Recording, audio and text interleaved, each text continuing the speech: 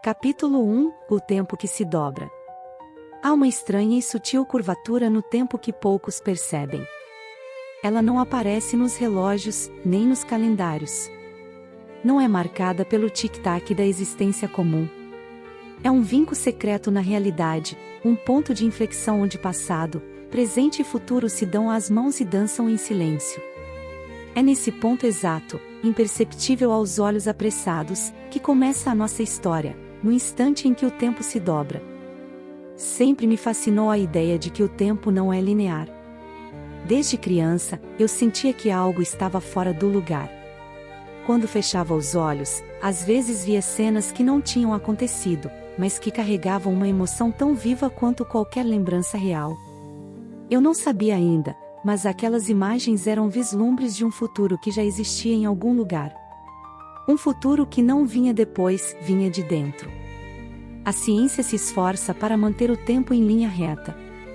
Relógios atômicos, cronogramas, teorias de relatividade. Mas nenhuma fórmula é capaz de conter os lapsos da alma, esses instantes em que somos transportados para um outro ponto da nossa própria existência, mesmo sem termos saído do lugar. Alguns chamam isso de déjà vu. Outros, de pressentimento. Eu chamo de memória do futuro. Foi numa tarde de céu branco e vento ausente que percebi pela primeira vez a dobra do tempo.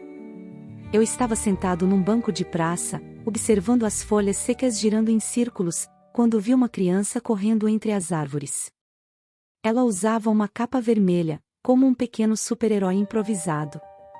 Eu sorri, porque reconheci nela um gesto meu, um jeito de correr com os braços estendidos, como se voar fosse uma possibilidade real.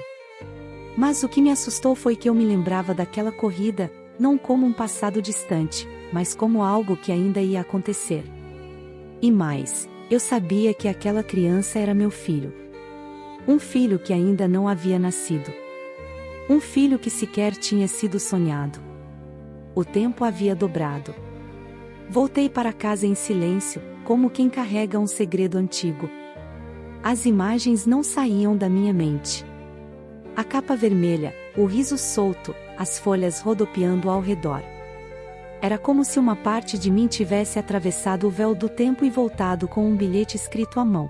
Você já viveu isso, só ainda não chegou lá. Nos dias seguintes, comecei a prestar mais atenção aos sussurros do tempo. Notei que ele se comportava como um tecido maleável, que podia ser puxado para frente e para trás. Não era uma linha, era uma tapeçaria. E cada ponto da trama continha a semente de um acontecimento, passado, presente ou futuro, esperando o momento certo para germinar. Foi assim que descobri que a mente é uma máquina do tempo. Mais diferente das engenhocas da ficção científica, ela não precisa de fios ou engrenagens. Ela precisa de silêncio. De entrega. De aceitação. Porque, para viajar pelas lembranças do futuro, é preciso antes abrir mão da lógica. É curioso como nos apegamos ao tempo como se ele fosse uma estrada asfaltada, com placas, regras e destinos fixos. Mas e se ele for, na verdade, um rio? Um rio que ora corre suave, ora se precipita em quedas bruscas, e às vezes até retrocede, desafiando a gravidade?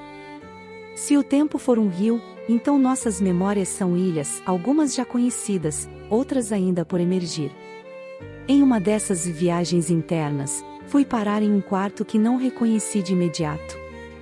As paredes eram azuis, a janela aberta deixava entrar um cheiro de flor do campo.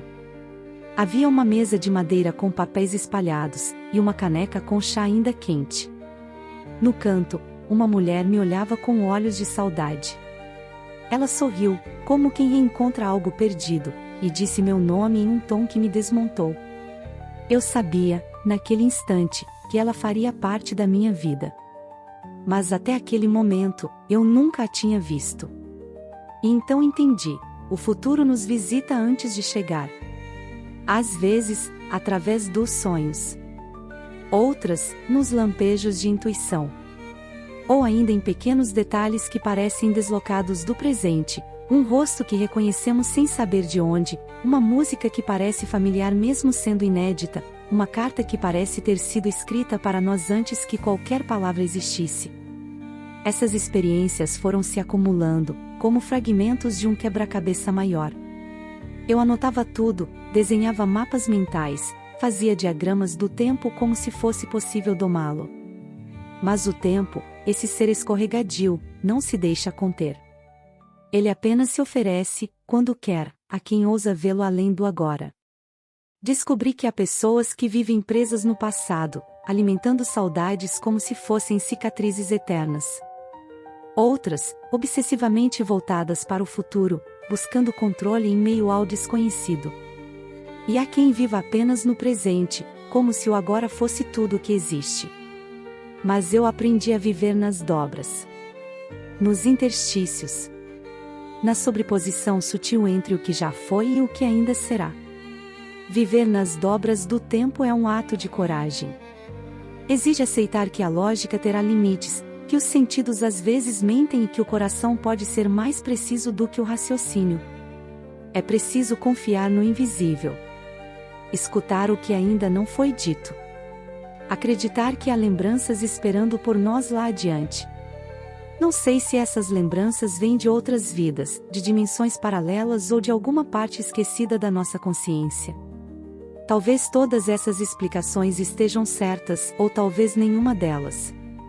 O que sei é que, uma vez que você entra na dobra do tempo, não há retorno completo. Você passa a viver em dois lugares, o mundo visível e o mundo do que ainda virá. Lembro de uma conversa que tive com um velho sábio, durante uma dessas jornadas internas. Ele me disse: o tempo é como o vento. Você não o vê, mas sente. E, se prestar atenção, pode até conversar com ele. E o que ele responde? Perguntei. Depende do que você estiver pronto para escutar. Fiquei em silêncio, contemplando a ideia. Talvez o tempo seja um interlocutor sutil, que nos envia mensagens codificadas, esperando que a gente desenvolva sensibilidade suficiente para decifrá-las. Desde então, comecei a perceber essas mensagens por toda parte. Em livros que pareciam ter sido escritos para mim. Em pessoas que surgiam do nada e mudavam tudo. Em sincronicidades tão precisas que não podiam ser mera coincidência. Foi assim que me tornei um viajante do tempo, não com uma máquina, mas com a alma. As dobras do tempo se revelaram como janelas, e eu passei a atravessá-las sempre que o presente se tornava estreito demais. Nesses espaços entre um segundo e outro, vi versões de mim mesmo que ainda não existiam. Falei com pessoas que ainda vou amar. Vivi alegrias e tristezas que ainda não chegaram. E todas essas experiências ficaram guardadas dentro de mim como lembranças que ninguém entende quando conto, porque, afinal, elas ainda não aconteceram. Mas eu lembro. Eu lembro do futuro. E é sobre essas lembranças que este livro fala. Sobre os lugares que visitei antes de conhecê-los. Sobre os amores que reconheci antes de vivê-los. Sobre os caminhos que trilhei antes de dar o primeiro passo. Tudo começou no dia em que o tempo se dobrou diante de mim. E eu dobrei junto com ele.